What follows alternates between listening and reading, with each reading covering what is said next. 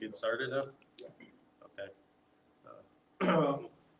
Morning. I'd like to thank Jace for having me come in and talk as a food plot speaker today.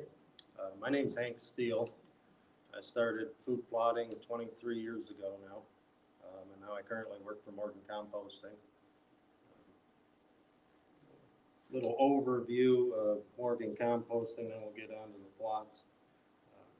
That's a home farm in Sears where all the compost is made.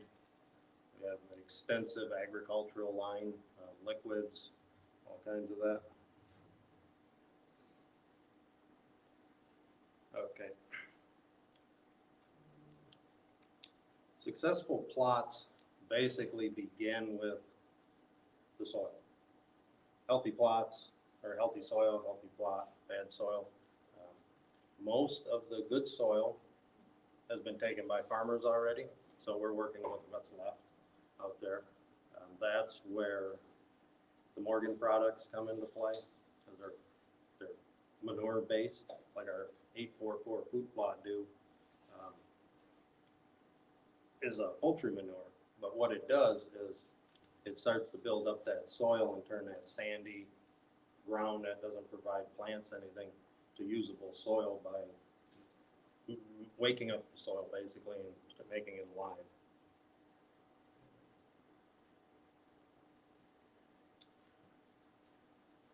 Sure, if you ever put a plot in, you found these openings in the woods or whatever, and think, oh, this would be an ideal place to put a plot in. Those plots are empty for a reason, because the soil is typically so poor, nothing else will grow there. But it's not an unfixable problem with the manure products. And in a way, you don't have to rip out trees and do all that kind of heavy work, but inherently you're going to have to repair that soil, and that's where the manures come in.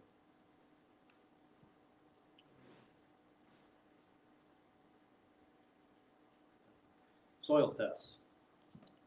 Without a soil test, you are basically going in completely blind. The soil test will provide you a blueprint of what you need to do to have a successful plot. That will provide you the nitrogen levels, phosphorus, calcium. The big one is pH. pH can lock up the nutrients in the soil, so it doesn't matter how much fertilizer you put down. Conceivably, only half of it could be available to the plant. Or like in our product, it's 100% available because it's a natural product. And if any of you guys got any questions along the way, just raise your hand and we'll go from there.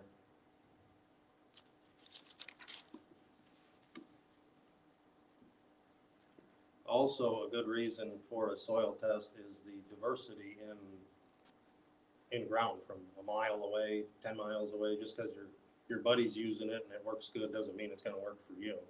So normally a soil test, we do them in-house there. They're $20, $30 to get a soil test done. And you've got an actual blueprint of what it is you're trying to do. Another thing, it'll provide you the organic matter, which can be very important to build up. That can be done through green manures like rye, and anything you till under turns into a green manure. But the compost products will fix that much faster. It puts you years ahead of schedule by using compost-based fertilizers as opposed to commercial fertilizers.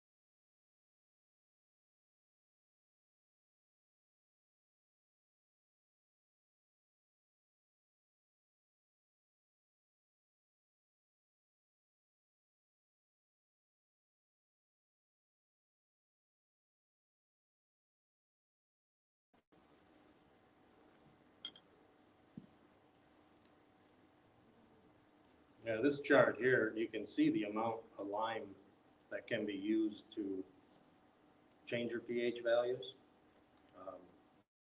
So from a couple points can be a ton. That's 2,000 pounds right there. Again, your soil test will dictate how much lime needs to be applied to change that.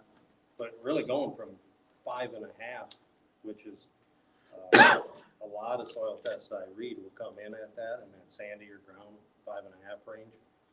If you can get it closer to 6, that makes a huge difference when it comes to planning and how your plot's eventually going to turn out.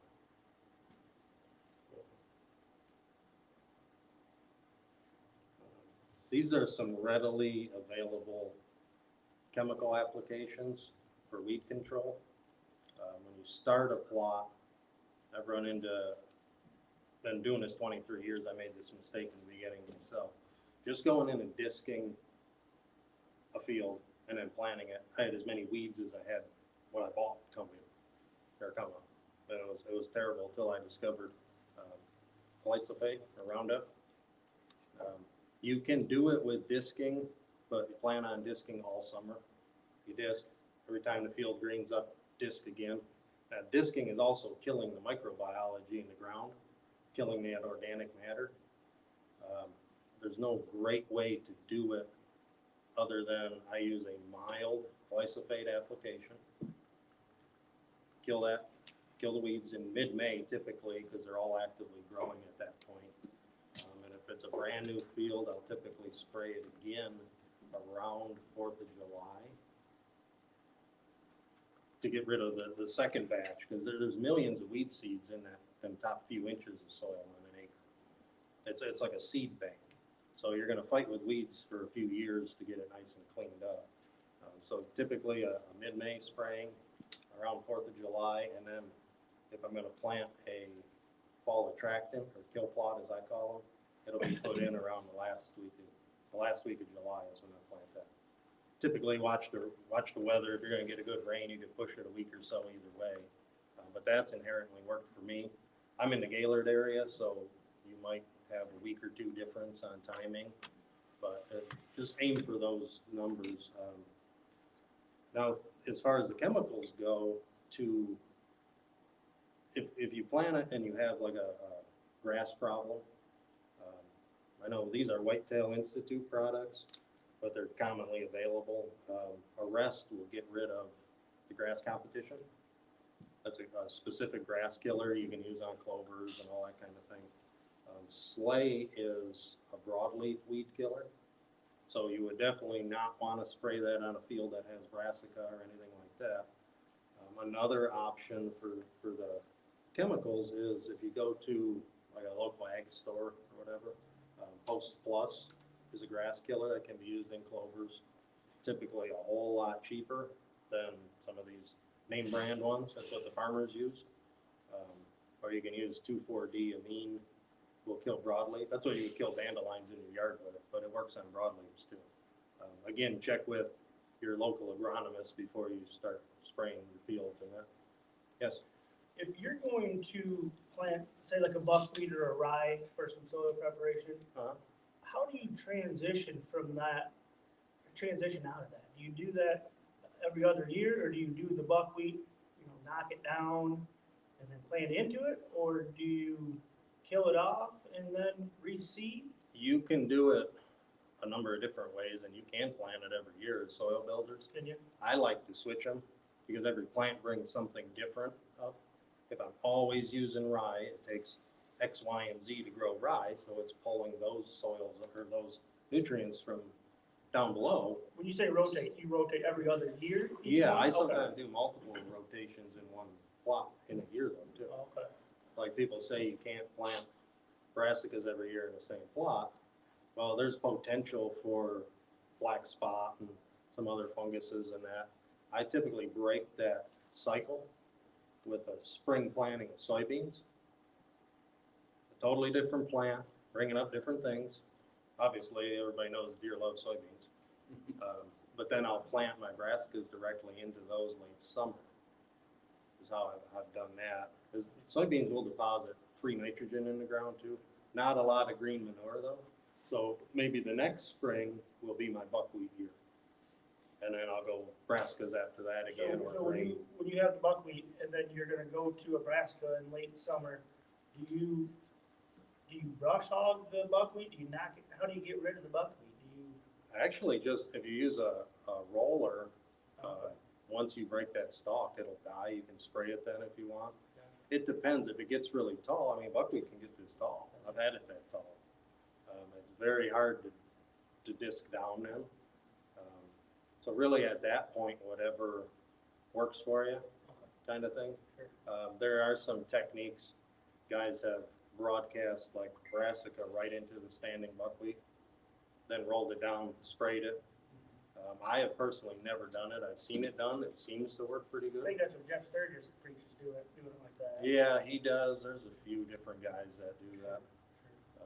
I don't know, have you ever tried it? No, this year it'll actually be the first year I'm going to try it on a sandy soil plot. Okay. You know, with some actually 432 dairy dew down, and then I'm going to do the buckwheat. But the buckwheat, very important that you cannot let it go to seed. 7 weeks, and then terminate it. Yep, you're gonna replant that real quick, and it grows anywhere fast. So, which, you know, if you wanted to get away from your chemicals, some of these cover crops can be used to choke out the weeds for your fall planting. That's another way to do it, where you plant your buckwheat, go into spring, and it'll grow thick enough to choke out any weed competition. Usually, you know, there might be some, but it does a pretty good job. You can even do it with some of your real heavy planted, like grains, like rye will grow so fast. I've done it that way as well. I've just found myself, it sometimes works better, it's easier and quicker to spray it, you know,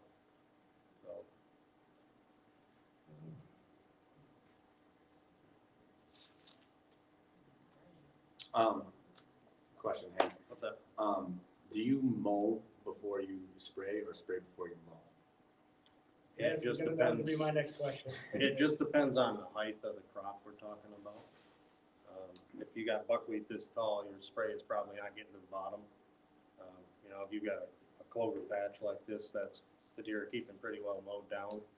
There's a good chance that spray is gonna get to any weeds down underneath that are still growing. So if it's a taller plant, then the weed killer's not gonna get all the way down. I thought you would want it to hit the blades and then it would pull it all the way down, but not so much. Well, if you go over it and spray any weeds that are growing below the tops of that buckwheat, let's say, Yeah.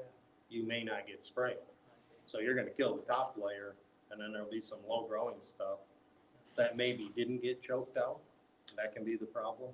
So it's almost a case by case basis as far as that goes. And that's the problem with food plots in general. They're so different from my place to your place to your place. There's not one set of rules that works everywhere. It's kind of a general thing, and then you have to kind of modify it from there, what's gonna work. You know, if you go spray your buckwheat field and it's waist high and, okay, the top died and it's all green underneath. Obviously, you know, next time we gotta do something different. And you'll know though that next time what to do, you know, whether it's a mowing, let it start coming up, then kill it all again. Cause as fast as buckwheat grows, you know, it's, or rye or grain, whatever you're using as a cover crop. But you can even use clovers as cover crops. I like the annual clovers personally as a quick jump. They grow faster than the perennials. They establish quicker, get taller.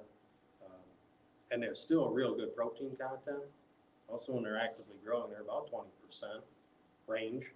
You know, some of your perennials will hit 30, but 20 is pretty good for growing antlers. You know, that's more protein than they typically are required to grow, you know, full body size and full antler development and that. Again, we're pairing that with woody browse that they're walking around, so you gotta add those two together and divide it by 2. It'll get you want to keep it around 16, 18% and everything the deer eats for maximum growth anyways, would be ideal. Before we get too far off track, this next slide, ferns on the outside of the plot inherently is basically just telling you the soil is very acidic. any plot you come into, if it's full of ferns, plan on pouring down a lot of lime. Some of the tests, like I said, have come back 2 tons an acre for a couple of years to fix the soil, just to get it to a real usable rate level. That's ag soil too. You can Band-Aid it with pelletized lime, because it breaks down quicker, but ag lime actually can take months for it to start breaking down. Or pelletized is ground finer and then pelletized, so when it starts coming apart, it'll work faster for you. So on a new plot, if you want to put a plot in next week, go with pelletized, but get your soil test done. That'll tell you for sure what you got to do. Some of these liquid lime applications some companies are selling is, they can they'll help. They'll trick the plant into thinking the pH is better than it really is, but it's not a fix at all. A liquid lime will never fix the soil like an actual lime application will. What kind of soil test do you recommend? I know there's a bunch of different ones out there, and some of them have poor reviews. Is it something you could We do test at soil home, or tests. you always send them in? No, send them in, Okay. because then you'll get the phosphorus, nitrogen, organic matter levels, an actual pH. We do them right at Morgan Composting, and they're pretty extensive. All your micros are on there, which honestly, I think all those minerals, by fixing your soil correctly, getting that pH up, getting your micros in there, all your big mineral levels like your calciums and phosphorus, is translated into the plant that the deer eats. That is the most efficient way to get those minerals into the deer. Because if we're talking just the antler, roughly 70% of an antler is protein through amino acids, basically, that are stacked. Then there's 19%, roughly again, calcium. Well, that's your pH getting absorbed, letting the plants absorb this calcium. And phosphorus is approximately 11%. So to get those into that system of the deer where it can naturally process these things is a huge benefit. Some people put minerals out for the deer. That's not going to be as efficient as a deer eating a plant. That's the way they were built. It can help, but now if you it's not even legal to do in Michigan, by the way, but when it was, people would just throw commercial fertilizers down and then throw mineral down and think they were getting the whole package, well, they weren't. Now with the baiting ban and not being able to put minerals down, if we repair the soil through using the compost mixes, commercial fertilizers will never do to a soil what these mixes from Dairy Do will do, like our food plot do.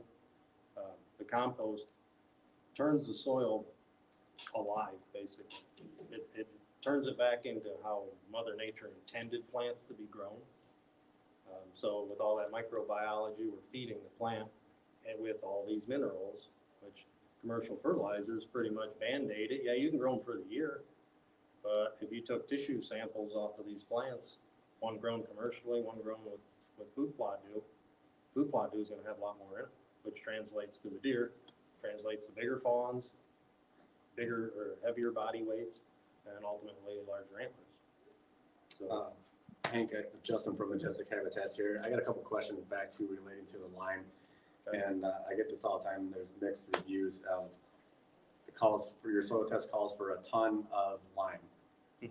Are ag lime and pelletized lime the same rate, or with the CEC value of the pelletized lime, are they different? well, they are a little different, like I said, because the pelletized lime is ground finer. It will work quicker. I've heard, and I don't know how credible these sources are, about 80% pelletized will do the job of 100%, 100% ag lime. Because ag lime actually is basically just dug out of the quarry. You spread it on the field, and it takes months for that to break down. If you wanted it to be effective this spring, it should have been put on last fall. Like I said, with pelletized lime, we can fix that though. like now, in about 3-4 weeks, pelletized lime will actually start working. It is gonna cost a lot more.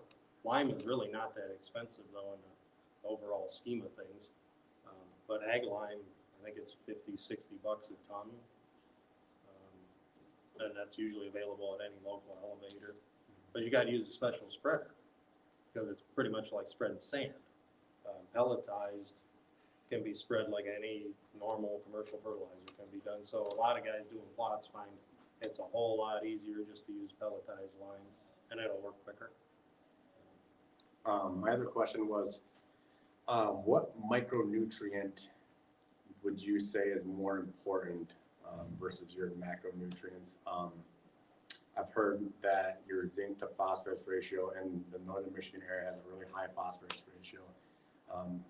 The zinc to phosphorus ratio needs to be 8:1 or 4:1. Can you repeat that last part? Which micronutrient do you think is most valuable out of all of them? I've researched that zinc, brings your soil alive, and it should be 8:1 or 4:1 with your zinc to phosphorus ratio. And northern Michigan has a really high phosphorus. Yeah, inherently northern Michigan does have high phosphorus. I don't know if there's one that's More being valuable. their micros. I don't know if there's really one that's more important than the next, because they all kind of do a different thing in small amounts. Mhm. So to answer that, I don't think there's one that's really more important than the next. Because again, if we're talking overall herd health and antler development, there's all micros in antlers. So they are all important to some degree, and we gotta figure out a way to get that to the deer. And they're all used in bone growth, and I mean, they've all got their job. So to answer your question, I don't think one's more important than the next as far as micros go. Okay.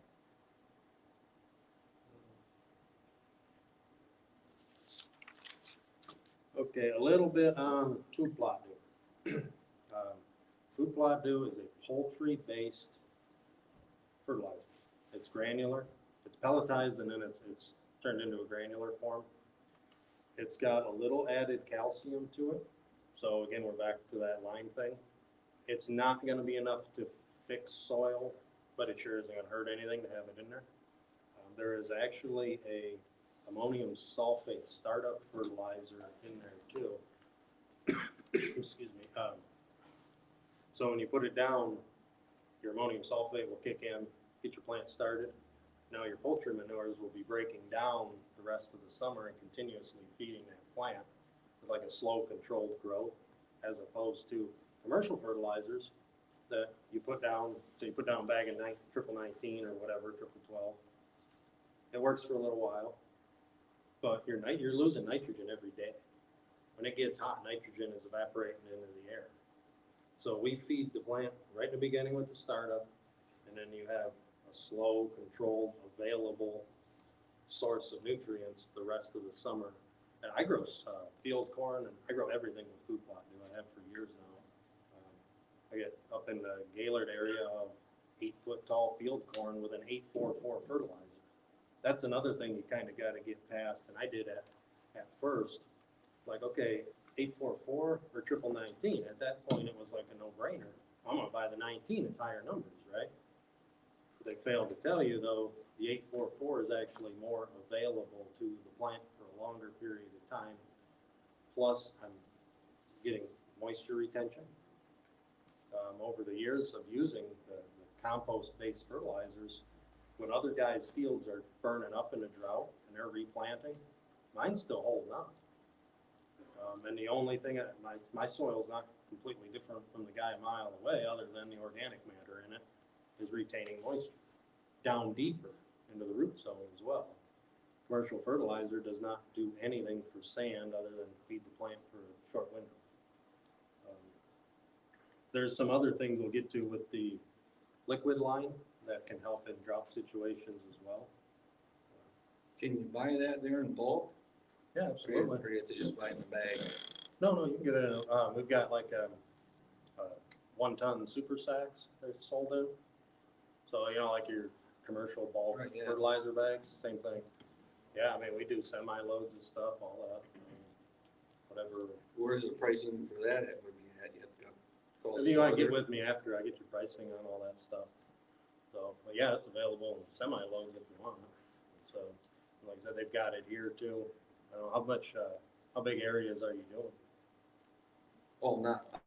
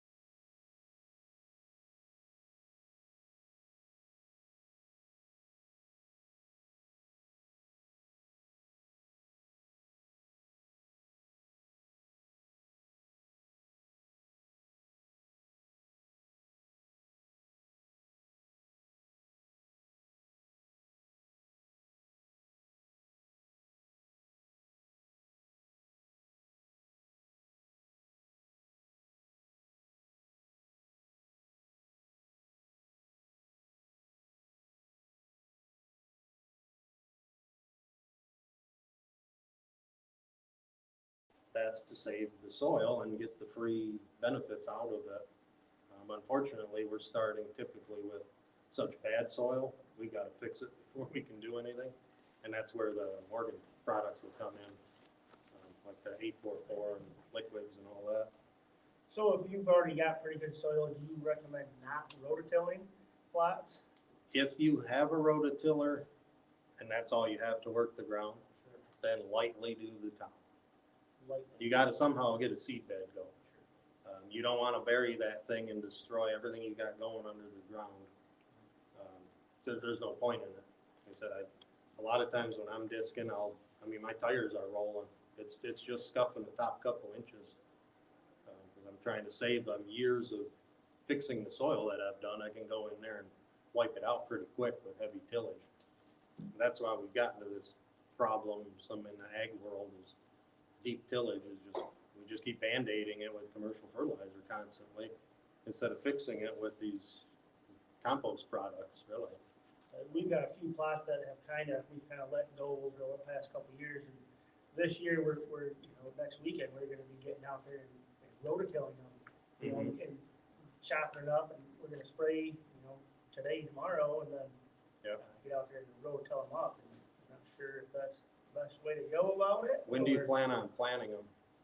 What do we plan on planting? When do you plan on planting? As soon as possible. Okay, I was gonna say what you could do is spray it and then till, 2-3 weeks after that stuff starts dying, it'd be a lot easier. You can do just top couple inches that way. Yeah, the less tillage you can do, the better your plots are gonna be. Honestly, is how it works, so.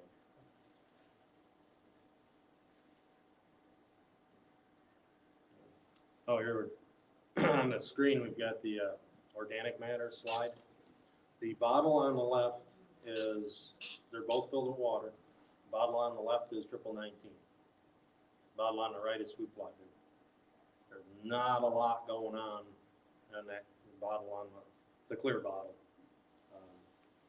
You see all the activity in the bottle on the right. That's that microbiology working and that moisture holding capacity. And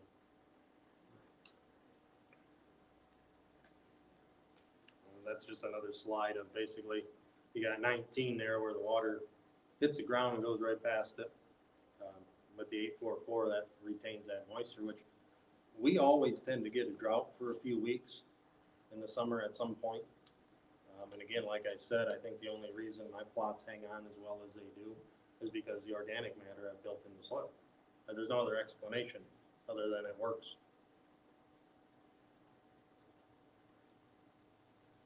Okay, on here we do liquid fertilizers as well. Alpha Blaster, Forage Blaster. Like your Alpha Blaster is going to be a lower nitrogen liquid. I've incorporated these liquids into my program. They don't replace a granular. at all, but they're a nice boost. Or if, you know, you're starting with a poor plot and you're just trying to fix it throughout the year, you can spray this or about once a month or so. It said included in them, which is really great, there's kelp in there. Kelp promotes root growth. The bigger the root, the bigger the plant, right? Also in there is it's a fulvic acid. Now fulvic acid, what that will do is, in the drought situation, it actually will tighten the pores of the plants tighter to retain moisture longer. And this is all in these sprays. So before midsummer, before a drought kicks in, if you were to run over and spray them, again, you've got a fighting chance. It can buy you that extra few days. Because when a plant goes into survival mode, basically, the pores tighten up to try to retain any moisture in there. They can only do it for so long and so tight. Well, fulvic acid helps them do it longer and tighter. So it can buy you that extra few days you need. That's basically the benefit of some of the liquids there. Actually, I'll go back. The way I incorporate the liquids into the food plot program is after I put the granular down and everything's growing, like if I'm doing my corn or soybeans or whatever, while I do my second application of glyphosate around 4th of July, this will mix with Roundup or glyphosate in the spray. I spray it all at the same time. I'm already driving over it, so I might as well spray it and fertilize it. And I always get a really nice boost heading into the end of the season by using these liquids, because it's a foliar feed, so it gets directly into the plant. Not at the level the roots absorb through the granulars though, but it is a really great product to use. And if you find your plot's kind of struggling towards the end of the year, throw that in your sprayer, zip over it, spray your plot, and it'll green it right up and give it a jump start.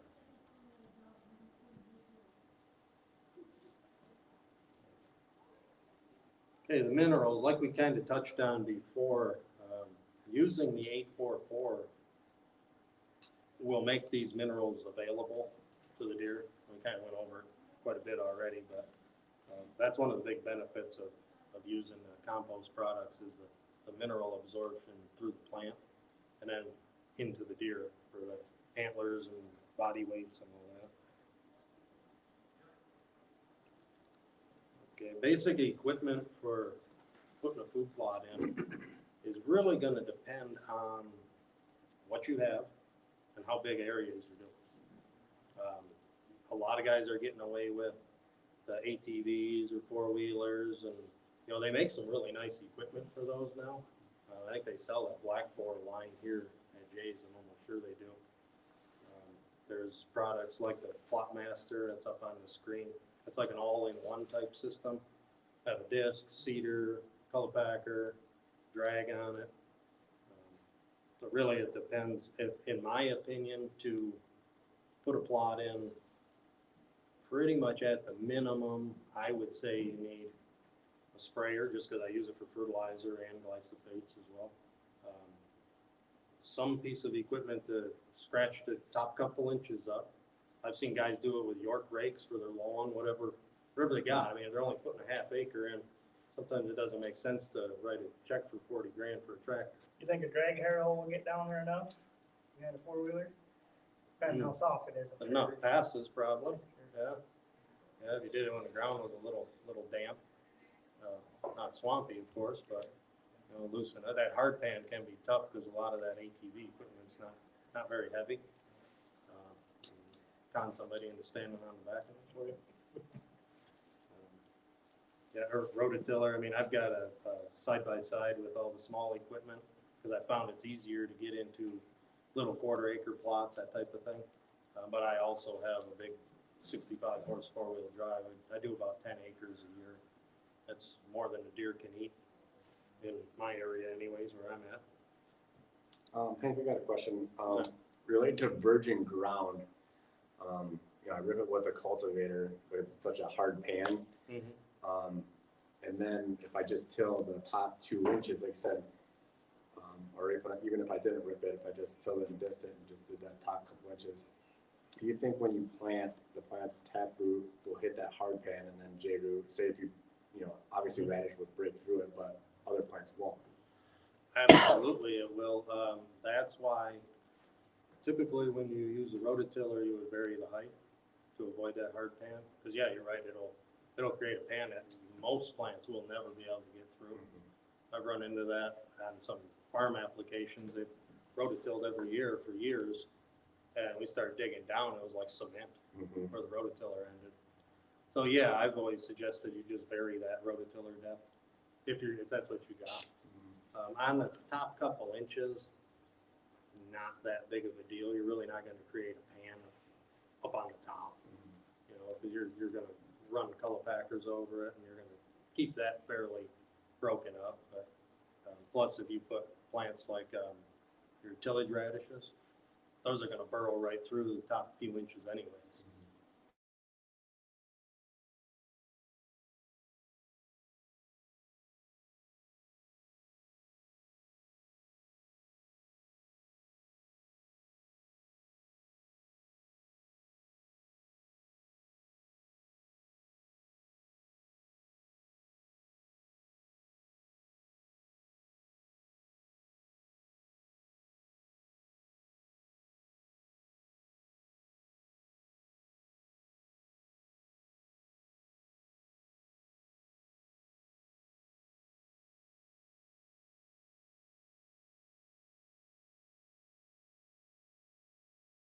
To get to the same place.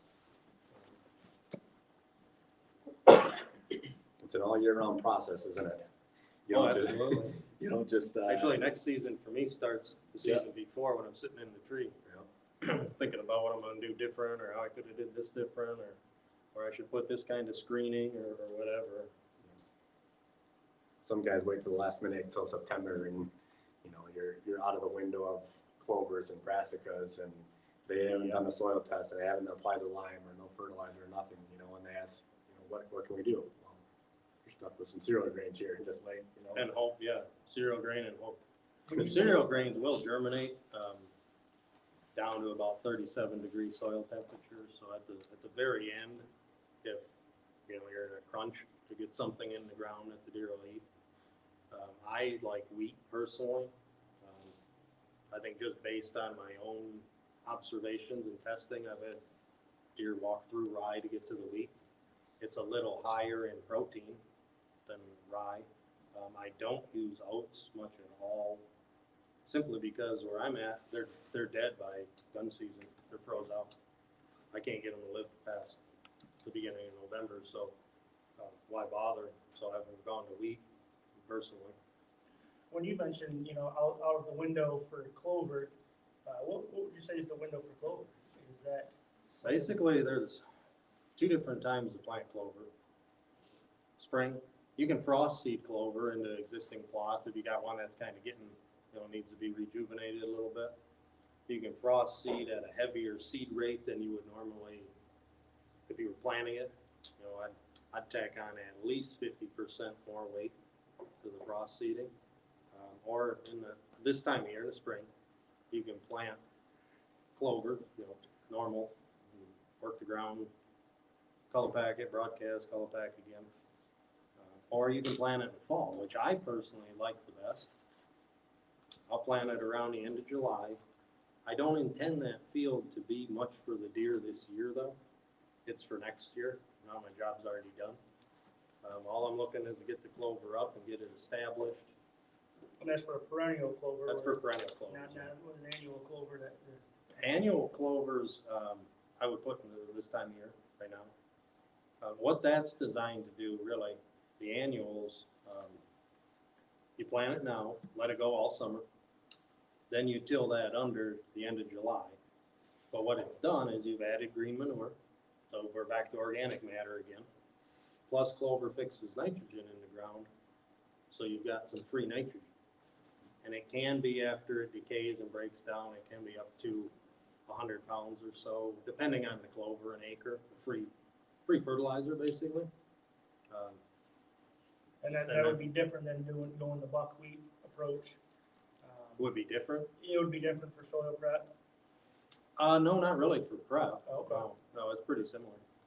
Yeah, it's, like buckwheat's planted a little deeper than clovers. Clovers and brassicas, all that little fine sandy type seed is almost on top of the soil. You know, it's quarter, eighth of an inch of coverage. Or it really, there's a lot of guys who will put the seed down, then they go through and they disc it in, and that seed's buried so deep it will never find the sun. It's just not gonna happen. And then your field gets taken over by weeds again. So the idea is to eliminate that weed competition, get that planted, so them plants that you want can now crowd out the weeds. That's the benefit of the fall planting. You've had all summer, you've gotten rid of the weed competition, you've amended the soil based off what your soil test tells you to do. Then put your fertilizers down and you plant. Like I said, you just want to get that clover started. And then next spring, you hit that with fertilizer again, watch out, because it's gonna be full. That's the way I've really been doing most of my clover fields for the last few years. Have been fall fields, or fall planted fields. What another nice benefit, if you're gonna plant those, and I've had great luck doing this, plant your clover in it's a clover brassica mix actually, that you plant in the fall. So I'm still providing food for the fall. It's not huge amounts, but it is, you know, winter food, I call it, or fall food.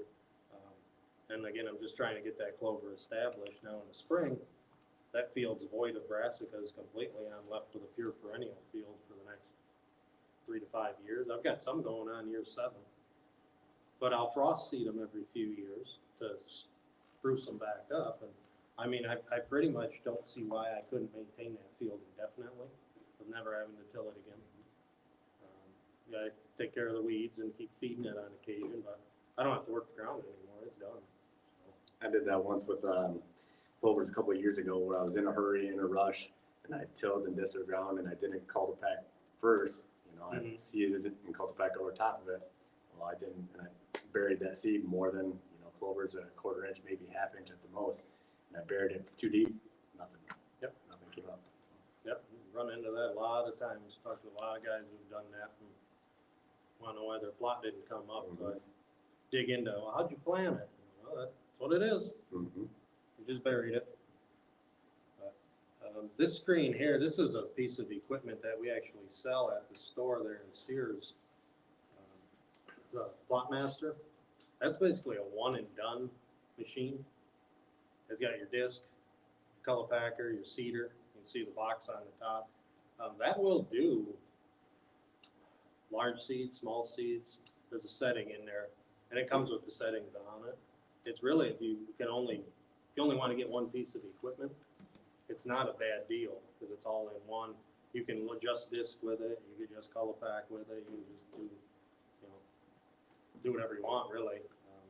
They work pretty good. You can set with the top link in the front there. You can actually set the angle of the piece of equipment. But a lot of these ATV pieces are so light they don't do a real good job.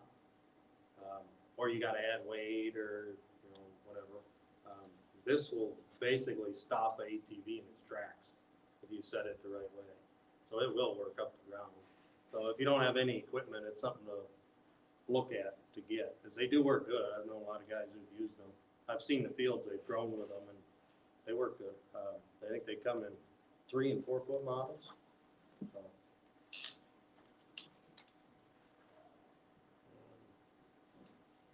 Spreaders, again, there's a ton of different ones out there. ATV mounted ones, if you're going that route. There's small pull behinds.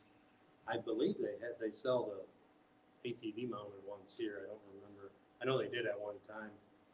Or you get your big cone spreaders. They can hold 300-400 pounds. Again, a lot of these equipment choices are going to be dependent on how much are you doing. You know, like I said, I do 10 acres. I've got an ATV one and I've got a tractor mounted one. And when I'm doing big fields, I use a tractor. I'm doing them little 1/4 acre plots. So again, that comes down to personal preference, really. I like them both. You know, for smaller plots, sometimes it's a whole lot easier just to use the side by side than get the big tractor out and hook all that equipment up.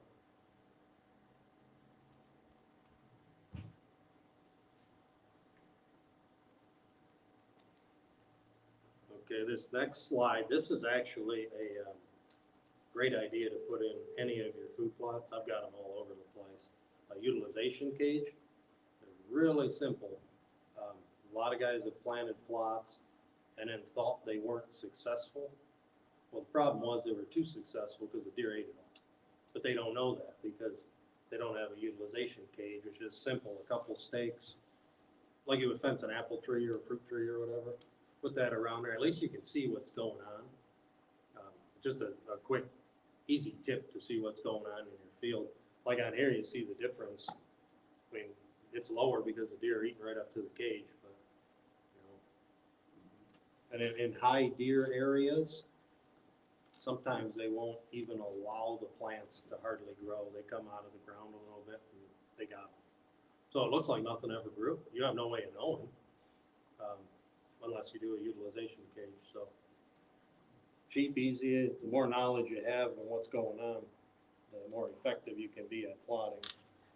I've found with that with clovers is that deer eat it right down. You really gotta get down there on your hands and knees and look and see that it's nipped right off. Right, I mean, right. and if you're really tall, I mean, you're gonna see it. Well, in that cage, you can walk up to it and say, I know exactly what's going on now, you know, so. This is our forage blaster. I use that on all the brassicas, I use it on corn. Again, it can be used as a standalone, just as a boost at the end. It does not replace the granular application when you first plant. There's a lot more nutrition in the initial granular fertilizer you put down, but this is a great boost. And this also has the kelp and the fulvic acid I was talking about for the drought control. It can help. It's not, I mean, it can't guarantee that your plants are gonna survive a drought, but you might as well give them every tool you can when you're buying equipment and, you know, 50, 60, 70 bucks for an acre of seed and all the fertilizer. This is pretty cheap insurance. I've used it for years. It does help quite a bit. Again, like I said, it can be a late season jump. I always spray this on my corn, the forage blaster, because I'm doing a early July application of Roundup to get rid of any remaining weeds. I do it at a real low rate, only about a quart an acre. It will take a week or so longer for the weeds to die, but they die anyways. But I figure, you know what, I've got the equipment hooked up. I'm burning diesel to go over it. I might as well fertilize it at the same time. So I'm killing two birds with one stone. And I think also giving them plants that last jump at the end tends to make them a little more attractive headed into the hunting season, which is why we put the plot in the first place. Does clover, does it lose its nutrients or appeal to the deer once it gets colder? In my experience, absolutely. It does. All those clovers, alfalfas, I've always told a lot of guys, you know, you drive by an alfalfa field in the summer, there'll be 100 deer out there. I mean, you see it in the winter. Right. And that's not always 100% because sometimes there's nothing else in real high deer areas. But in my experience, my alfalfa field is pretty much void of deer once I get a frost or two. I won't even So see a deer. you got anywhere. early bow and summer bow season, then it's gonna be And then it's over. pretty much. Like I said, I'm, you know, up by the Gaylord area, so we're a couple weeks ahead weather-wise. Where your clover fields might, or alfalfa might hang on a little bit longer down here, 2-3 weeks maybe. Where mine by, a lot of times by mid-October, there's no deer in them. You know, we do that with clover, and we've got some buddies that are just obsessed with the clover plots, and then, you know, I'm just curious how that transitions into, once it gets closer to, you know, end of bow gun season. I look at clover and alfalfa as summer food. Soybeans, I call that summer food. Because during most of bow and rifle season, I don't see any deer in them anymore. They're not that attractive. So then my fall foods would be brassicas, grains, my spring planted corn, you know, as a winter food. But no, I don't have much activity in clover fields once it starts getting cold. Down south, maybe in Tennessee, Alabama, that's a different story, but that's not the case where we live. You know, it gets cold pretty quick. And I think back to, like you said, every food plot is different, and every area is different. You know, where you put that clover plot in a big wood setting and there's nothing else around. They didn't have oaks that year or something like that. Sure, they're gonna hit it, you know. My swamp, nobody else plants any food plots, they're all just bait hunters. December, I have deer hitting clover plots in December, because there's nothing else around. Yeah, sometimes It beggars all can't be depends. choosers. Yep. That's what's green, that's what they're gonna eat, but that's not, now if you put a turnip patch in next to it, chances are they're gonna eat that, and they might come back to the clover, but, cause then again, we're back to every piece of property has its own challenges to it, and they're all different, so. Different scenarios. So just to touch back on the forage blaster, that's gonna be used on all your higher nitrogen using plants, corn, brassicas, grain, that type of thing. The other one, Alpha Blaster, kinda in the name, alfalfa clovers, it's a lower nitrogen based fertilizer because those type of plants fix their own nitrogen out of the air, we don't really need to feed them. If we feed those, all we're doing is feeding the weeds trying to grow with them. So there's really no point. And actually, both of these products contain that kelp and the fulvic acid I was talking about earlier.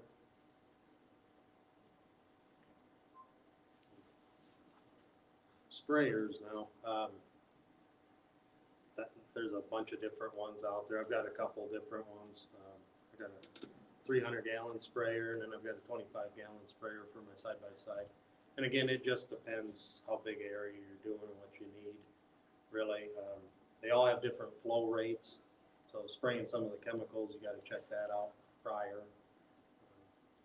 They're pretty self-explanatory on sprayers. It's basically buy as you see fit for your piece of property or how many acres you're doing. I do like one that includes a wand on it though, for like fruit trees or, you know, there's been times when I've just taken a side-by-side and drive along and spot spray a weed here, a weed there. I don't have to, you know, so if you get one, look into the one that's got a wand sprayer on it. Shouldn't you really have two though? One for to kill what you're trying to kill, and the other to feed it? I've heard a don't- theory that some of that stuff can stay into that plastic. So if you use the same sprayer for different chemicals, you may be introducing that. Even though you might be using Alpha Blaster and then you had your killer on it prior to that, that still might be permeated into the plastic. You ever have any theory in that? I've never had it permeate into the plastic. I've used the same sprayer for both for years. I do clean that sprayer out thoroughly though. Right, you know what I'm saying? Some guys are real stickers, like you have to have two sprayers to do the same thing, whatever you're doing. I've Whether you're interchanged killing them. it or whether you're fertilizing it. I've interchanged them back and forth, and I've had no problem, but again, I wash them out pretty thoroughly too. Right, yeah. But you know, it could happen if a guy got lazy Oh, it could and happen, was in a yeah. hurry that Yeah. you're mixing your It'll probably fertilizer happen- with your killer and then you're all Right. like, what did I do here? It'll probably only happen to them once. Right, Do well, you- exactly, but Do you No. use a cleaner for your spray tank after you're done spraying? Dish soap, So, okay. that's what I put in there, yeah. Yep, fill it up, turn it on, spray all the nozzles out until it's, yeah, I've never had a How problem. much with it. dish soap? Dish soap? Just a drop. Don't set them out, just squeeze it in there and run it out until it's clear water. You can take the sprayer for a ride and slosh it all around in there. I've got a big opening on the top, so I'll take and rinse it out inside real good quite a few times, but. Okay, different types of clovers. That again is gonna be like a summer food. I've found like red clover, that's a 2 to 3 year lifespan clover. Mammoth clover is also a red clover. It tends to be more for cattle though. It grows taller. I have had a deer hit it hard though. I've had some planted in the past. Ladino seems to be the standard clover for food plots, has been for years. It's a white clover.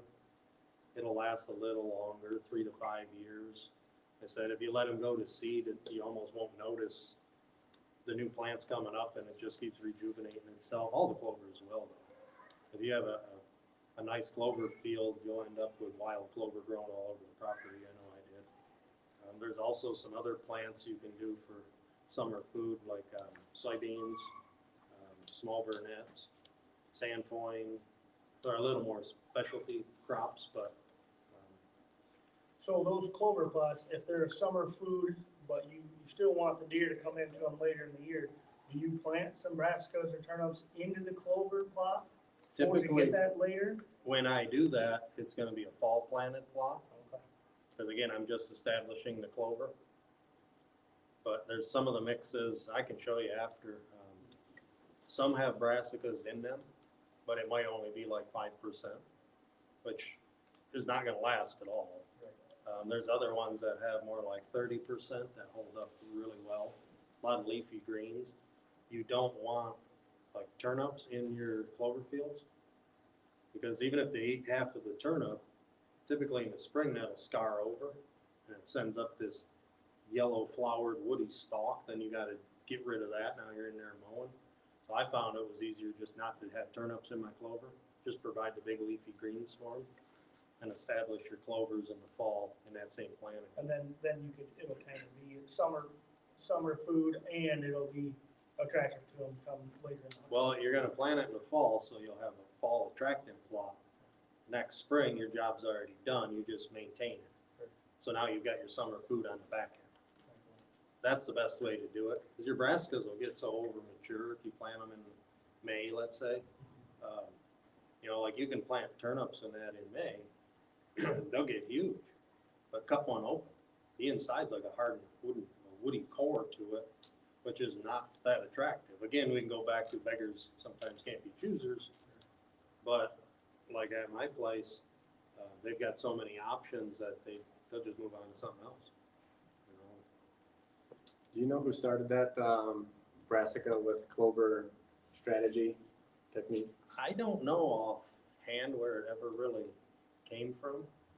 I want to say Ed? I want to say Ed Spinazzola years ago. I don't know 100%. I'm pretty confident that's probably where that came from, at least to some degree. And it's been modified and played on since then. But it works great. I do it almost every year. It's like killing two birds with one stone that way, really.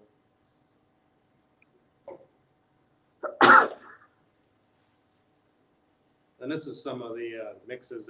Actually, Morgan's makes their own food plot seed mixes as well. They're just sold at the store there. But this is their trump wall, which is hemp and sorghum Sudan, Egyptian wheat. Most of the screening. The screening actually,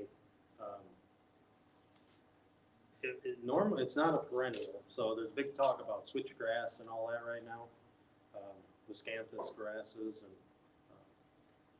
But I've found I use the annuals because my permanent screens I want to put in, I plant pine trees because they're going to be there forever. And I use this on the inside to block anybody from seeing what's going on because nobody needs to know what I got going on over at my place. And I find up like where I'm at, I know guys who have planted switchgrass and we get so much snow, it's laying there. It's not screening a thing. So, and it's ungodly expensive as far as I'm concerned. Difficult to grow. You guys spray it with special chemicals. Some guys have made it their thing and they're good at it, but I haven't seen the point in it. And Really. Miscanthus, So, that's really expensive, isn't it? You buy the bulb. yeah, them are bulbs you gotta buy and it'll hold up a lot better. But some of these annual screens, you know, companies will call them, oh, they're heavy duty and they'll withstand it. No, they don't. Are They they don't pretty withstand. shade tolerant, that trump wall there? No, It's not. no. Is there anything that really is a shade tolerant That's gonna get tall like that? besides pine trees? Not really. No, not really. Like how I did it, because then if you plant like a triple row of Norway spruce, because they hold your lower branches, so I typically plant Norway spruce. I'll put this trunk wall inside that, out more into the sun. And that's a high nitrogen using plant, so if you ever plant it, I mean, to get 8 feet tall in a few months, it's using some nitrogen. I have grown it with 844 food plot do though, because that's all I use it. Switchgrass you're talking about? No, this Egyptian wheat and Oh, sorghum this one. Sudans. Yeah, I've never planted switchgrass because it was just too I much tried work. and it failed, it was real A tough. lot of times it happens. It doesn't handle grass competition well. There's a whole process. It's available online. I never got into it because I never found the need. My bedding areas, instead of creating them with grass, I create them with trees.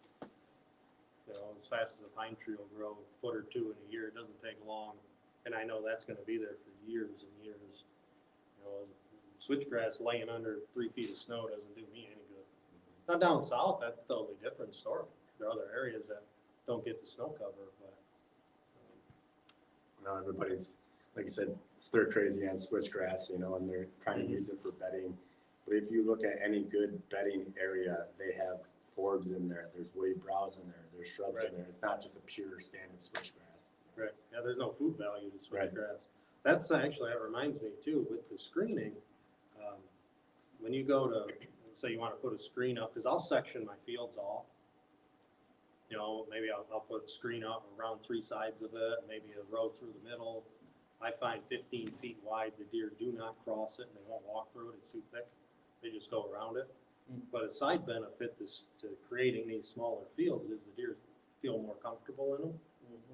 And now during the rut, when a buck is actually looking for a lady friend, he might be able to see this half of the field. But he's like, well, who's over there? So at worst, he's got to scent check the other half of that field, which keeps him on your property.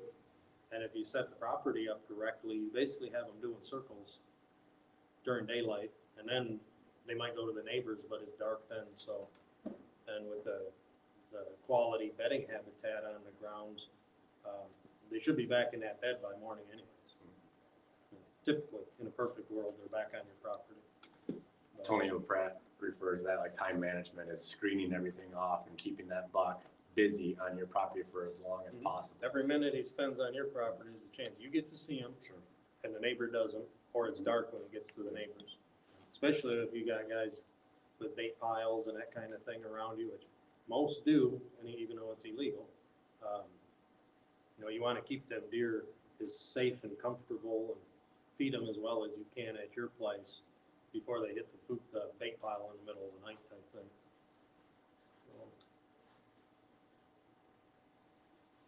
This is just a picture of the deer digging for the brassica blends in the winter. They'll hit them all winter as long as they're in there. This is the last screen we got here. We do sell a tree and shrub fertilizer and a liquid fruit blaster. The tree and shrub has got about 15 or 16 different things in it. It's perfectly formulated for tree growth, for like your apple trees. So many guys, they put food plots in. The next logical progression in that is planting fruit trees or whatever kind of trees. I even plant woody browse species, elderberries, dogwoods, that kind of thing, for those bedding areas, you know, because deer still need woody browse for their rumen stomachs to transmit or, you know, break down food correctly. So normally in their midday feeding will be more of a walking around eating on twigs and buds and that kind of thing, or broadleaf plants, weeds basically, you know. But if you choose to put in any kinds of fruit trees, the tree and shrub is designed to mix with the soil. And really, a lot of landscapers, when they put trees in for people, that they guarantee this tree for a year or whatever, it's automatically sold with a bag of tree and shrub, because their replacement numbers plummeted once they started using it. And under the fruit blaster there, that is designed to spray basically at blossom.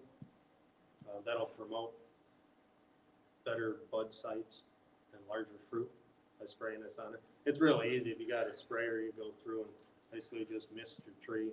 You don't really hose it down, but it's at flower, at bud time. Then the last thing on seed selection, a few things you might want to at least look at or avoid in choosing which seed to plant. I've found there's some companies out there, if you see like annual ryegrass in a mix, run, don't buy it. Annual ryegrass is exactly what it says, it's grass. It grows, it's put in a bag in a lot of these, especially these no-tills. Well, there's no such thing as a no-till. There's a minimum till where plants will grow easier, but as far as just going out and throwing seed out in a hayfield and expecting it to look like the picture on the bag, it's not gonna happen. There's no free lunch when it comes to putting a food plot in. So again, if it's got annual ryegrass, be very wary of it. Another thing is rates of seed for planting, okay? Typically clover, let's say as an example, 6 to 10 pounds is the recommended seeding rate per acre. A lot of the companies put 6 pounds in. That's on the low end, which would be okay if it's planted properly. One thing to avoid though is a coating. Clover needs to be inoculated and it's coated because it's so ungodly small that there does have to be some coating to it or you wouldn't even be able to spread it really. But now some companies will go a step further and coat it again, which takes up more space in the bag. And you might only be getting 4 pounds of seed out of that 6 pound bag. So when you look at the label and it says inert matter, coating materials, that legally has to be on that bag. So I would avoid the fancy colored seeds in the bags and all that, because it's basically just a coating of either lime, or sometimes clay. It does really, there's not enough lime. I mean, 2 pounds of lime coating these seeds is doing nothing when we're talking tons per acre. It's just to take up space in the bag, basically, is what it's all about. And you're getting shortchanged on the amount of seed in that bag in the process. So if you guys want to, I will be in the hunting department all day. If you want to look at some of the different seed blends and that kind of thing, just stop by and we'll go from there and check it out. So. I've noticed too with some seed blends in the past that their cereal grains in their brassica mix is very, very high, and solely to increase profit margin. Yeah, grains are usually pretty cost effective to fill a bag. Sometimes that's what you want though, in a late planting situation. But yeah, if it's a bag that's 80% grain and it's a $60 bag, there's something going on there. There's some pretty bad companies out there, in my opinion. There's some pretty good ones too. There's just some things to watch out for, like I said, annual ryegrass. These no-till mixes, they almost all have annual ryegrass. I don't really know of any that don't. So what happens, you do this minimum till, you scratch the ground, throw it down, your annual ryegrass germinates in a few days, and it's green. You think you did a good job, but nobody's gonna eat it. So what was the point? You just wasted your time and money and all your work. Why don't they eat it? It's not, it's grass. Yeah, it's not a preferred food for deer at all. But you think you did a good job because it greened up, right? But then when nobody's in there to eat it, if you were gonna go that route on a no-till thing, I would stick with actual grain, like rye, wheat, oats, if you can get them to live long enough through the frost. All those grow pretty easy. They touch ground and get wet. If they're even stepped on firm into the ground, as long as the birds don't get it, it's pretty much gonna grow. It's one of the easiest things you can grow is grain. But sometimes if a guy's just starting to do a plot, his first one ever, wants to be successful, don't get crazy, let's just put a mixture of rye and wheat in for now. Just to start building that soil up and, that kind of thing. And the guy's happy, it's successful, there'll be deer in there. And another thing with like wheat, wheat's a little higher in protein content than the other grains. Plus it's one of the very first things to green up in the spring. So I know there's some mixes that have wheat in them, which I like, because I look at overall herd health as opposed to, I just want something that's gonna bring the deer in so I can shoot them. Like I said, my season never ends. It's on right now for next year. It's already started. It started months ago. So everything I do, if I can increase the protein levels, the minerals getting to the deer, make sure they don't run out of any kind of food that they might want, just makes me more successful in the end. And I got some pretty happy deer at home. Any of you guys got any further questions or? With your perennial clover classes, you're going a 5 years on them. What point, if they start really growing and taking off, do you mow them? You keep them down, or It just depends if sometimes the deer do that job for you. If I were to mow, and I've done it, when that seed head comes up and that seed is dry, then I'll mow it and blow seed all over that plot, and some of that will catch. So I'm rejuvenating at mowing time. But that's when I mow That's it. the white flower popping up on it. Yeah, the white or the pink, or different clovers have different colors, but yeah, when that seed head comes up, it'll dry. And that's when I mow it, if it needs it. Otherwise, it'll just drop, but some of that seed catches. So it's like free seed, basically. It's almost like what you're attempting to do with the frost seeding, you're kind of getting in the summer. You might not see it till next year, but it's there, kind of thing. So. I think one of the important things with mowing is to look at the weather and the forecasting. If we're gonna be coming up into a drought, do not mow. No, that can really stress the plant. Yeah. If you mow at a drought time. Mhm. Ideally, shortly after a rain, because that plant's had time to intake all the nutrients it needs and all the water and moisture. And again, back to using the compost products, that also helps that problem a lot. I mean, like cover crops can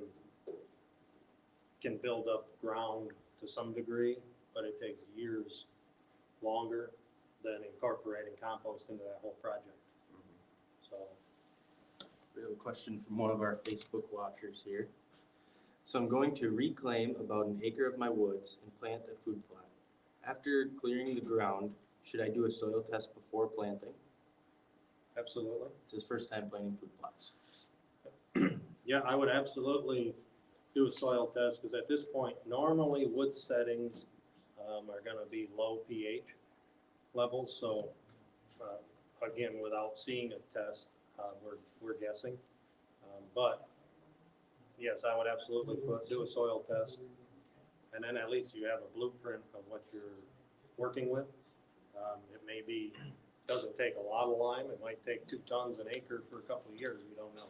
So at the very first step, yes, get soil test done.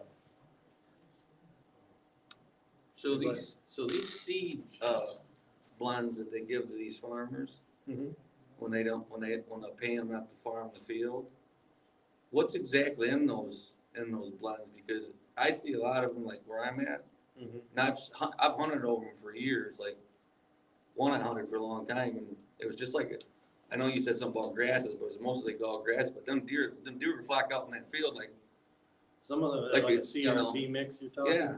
Yeah, a lot of those will have clovers in them as well. There's Does different it hurt ones, that it's hard field, to or is say. it helping them to have that seed mix in there? Having clover is not gonna, oh, you mean the CRP mix in Yeah, general? Yeah, why don't? Well, they'll bed in there as well. Right, yeah, They'll You're have gonna their- get different weeds that come in, which by weeds, I mean broadleaf. right, they'll eat some of those things Yeah. that pop up. My guess is what's happening is they're probably bedding in there, and then they're foraging in there for whatever, if there's clovers or broadleaf plants or whatever. And again, if that's in high pressure areas, they can hide in those CRP fields pretty good. Yeah, it just depends what's going on around the area too, but Is there ever an opportunity out there to buy that type of seed mix, or? CRP, yeah, I believe you can buy that. I would check with one of your local elevators. Yeah, they don't have it, they can't get it, or, Really? yeah, they're clueless on it. You know, I've been trying, cause there's a guy that's by me, and I've been trying to find this guy's seed that he has, and it's basically all brown, it's brown all year long, Mm-hmm. and he just has trails mowed into it, and it's just unbelievable. You know, to see the deer moving My in this guess is they're probably using it as a bedding area. specific area, there's been some big deer shot in that guy's area there. Oh, yeah, it's good, You know, makes they're- good cover. I mean, for 'em. it's about 3 to 4 foot tall. Right, when that deer lays down, you're never gonna But see trying to it. find that stuff is like, knocking your head on the wall. There's different, formulas to, CRP field isn't the same everywhere. Right. It's probably something you could find online, if you looked. I don't know offhand what. Yeah, all and the I've plants are. searched for years. I've wanted to introduce that to my area rather than going like a switchgrass or even trees, I think it's gonna take a combination of both things, trees or some of these certain seeds you can plant to create your, Yeah, and like I said, every, perfect area, you know, kinda, Right. if there's a perfect, you know, scenario, but. yeah. I don't like great big fields because, you know, the deer walk out and they're just out in the open for everybody. Or that's why I started using a lot of that screening. I even use corn as a screen. In certain areas, I don't mind them being in, because you don't want food in your screen normally. Because that's on the outside of the plots, or I'm using it to get to a stand, and I don't want deer standing there eating, you know, trailing peas or something that's growing on my Egyptian wheat. Doesn't make any sense to me why Right. you would put food into a screen, because the screen is used to screen you, you know. A lot of guys will plant it all around their box blind and then cut holes in it. I've cut holes in the screen and just sat on a lawn chair in there. And deer Right. walk right by, 10 feet, you know. Don't have a clue you're even in there, so.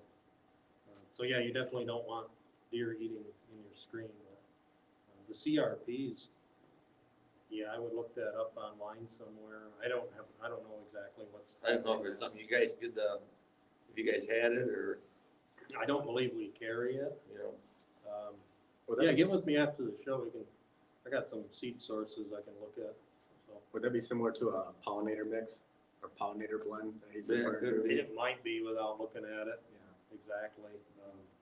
And you could almost make up your own similar type planting, you know. well, it seems like these conservation groups, some of them have more availability of seeds that we can't get, and they're getting it at a lot better price too. Yeah. You know, some of these prices these guys are paying for a bag of corn, it's like, holy smokes. Oh, yeah. I mean, they're giving $25-30 for a bag of corn, where we going and it's costing us 100 some or whatever to get a bag of corn, you know, it's Yeah. crazy. You know, Yeah, seed prices have really gone up last couple of years, so. Well, if anybody's got anything else, otherwise we'll, I've got, I brought a picture, I got 4 plots with clover, okay. and it's nice green in June. Mhm. 1 month later, all 4 plots were completely covered by another plant. I thought it was a purple plant. I'll show you. Yeah, okay, yeah, bring that up after, we'll take a peek at it. I just wondered what it was. put it up on the screen, we wanna see it, no? No, I don't. If anybody's got anything else, otherwise we'll wrap it up, and again, I'd like to thank Jays for having me out. And I will be in the hunting department all day. If you got any further questions or want to discuss some of those seed options, so, appreciate it, thanks. Thank you.